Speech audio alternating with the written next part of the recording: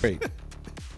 You got a pair. We're doing kick check with T-dubs. What do you got today? All right. On the theme of UVA, I have a UVA colored inspired pair. These are called these are called the Shattered Backboard Jordan 1s. Because Michael Jordan wore an orange and black uniform when he shattered a backboard in Italy. This is, I think, in '82, and it looked like this. It was like a summer charity game. Obviously, I haven't worn these, but these are notoriously known for having the best, softest leather of all the Jordan 1s. People always, in the sneaker world, people are like, "Oh, is it shattered backboard quality?" And I will tell you, man, these things are incredibly soft and really nice. And you can't tell from the camera, but this is it's like an off beige white. It's not truly bright white. Okay. I have the light kind of shining, but was this a limited run? No, it wasn't super limited, but it also, sneakers weren't, people weren't looking for orange shoes back then, right? So, I probably got these for $200. Resell, retail is like $120. These are like $2,000 now. And this is a Jordan 1. And when would this have come out? This came out in 2012. No, 2015. Okay. 2015, sorry. Yeah. For this pair, and then the original Jordan 1s, when did they come 85. out? So, nice. 1985, we can talk, I showed this last time. This is the debut of the Jordan 1, 1985. You can see the similarity in color blocking between that and this, right? It's essentially replacing red with orange.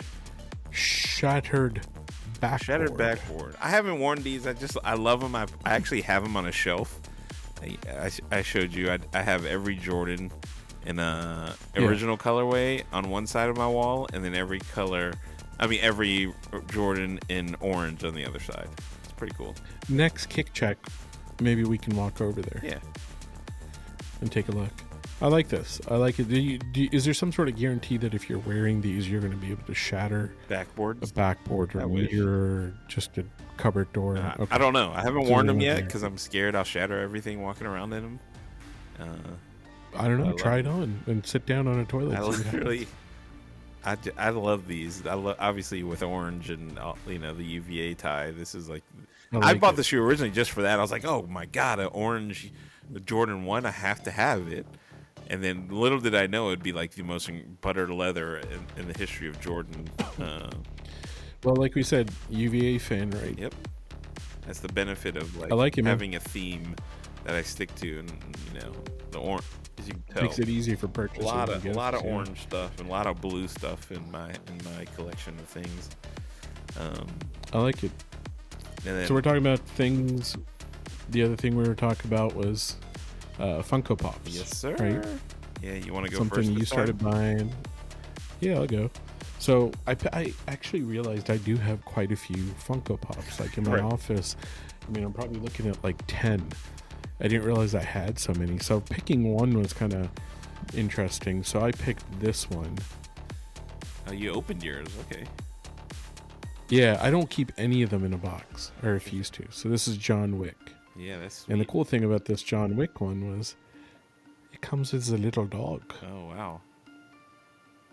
So you put them together, right?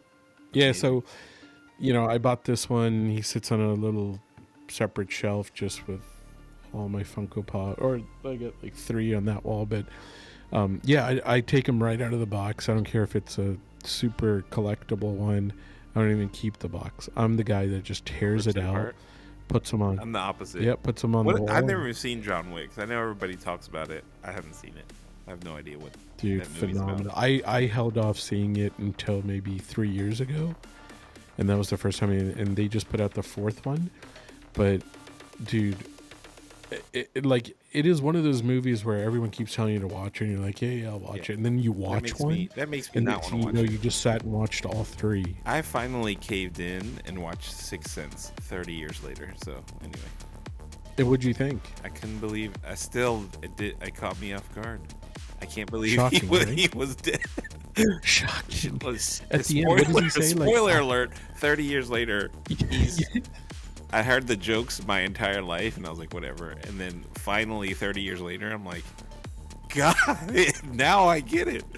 He was dead Yeah. the entire time. Oh, and then like I forget what he says at the end, but he's like, "I'm lactose intolerant," That's, and you're like, "Wow." and they're like, oh, it was so obvious throughout the whole thing. And they, I'm like, no, it wasn't. I had no clue.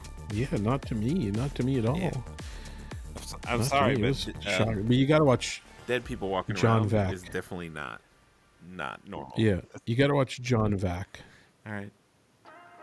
The best. Amazing. Really? Yeah. All right. I'm saying, in terms of action movies, like you have James Bond, and they keep coming out with new Bond movies. I don't think they're really getting any better anymore. Right. But you're committed to watch it, right? Because you're like, this is a part of who I am. Yeah. So I'm gonna watch the new Bond movie. Well, John Wick blows James Bond away. Really? Okay. The things he does with his gun.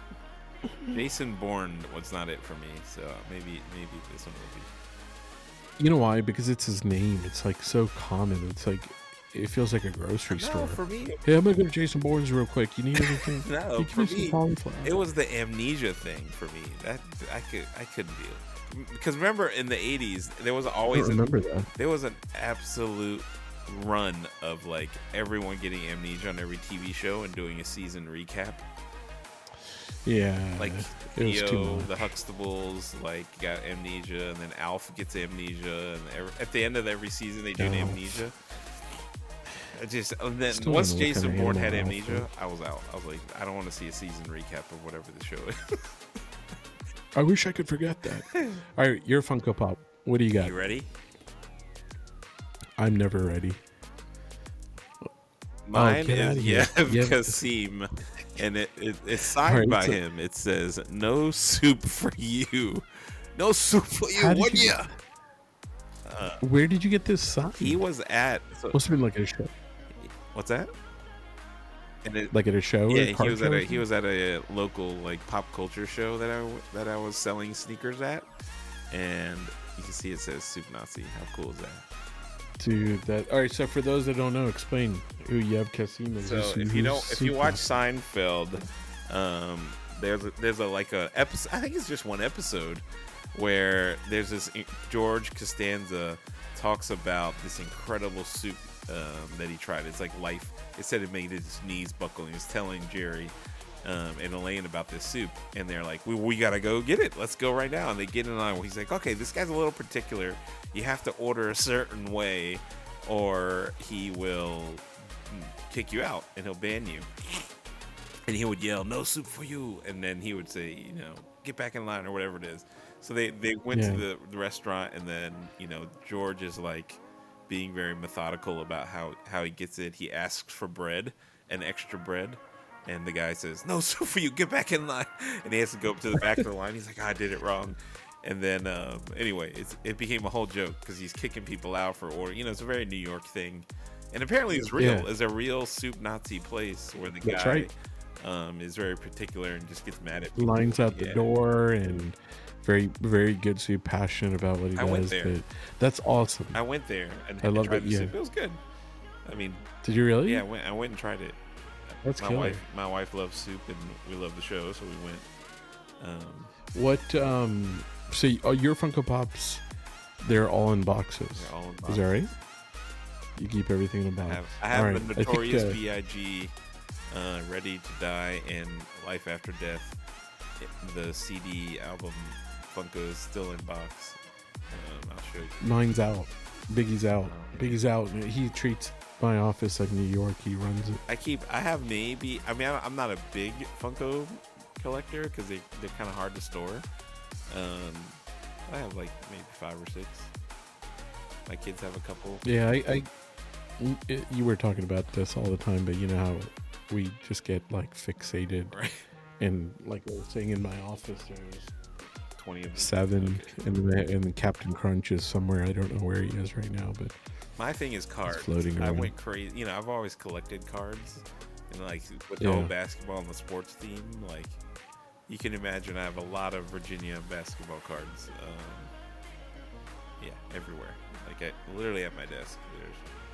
And you have that gigantic one right behind you there, huh? I like it. Brian Stiff. Uh, Great.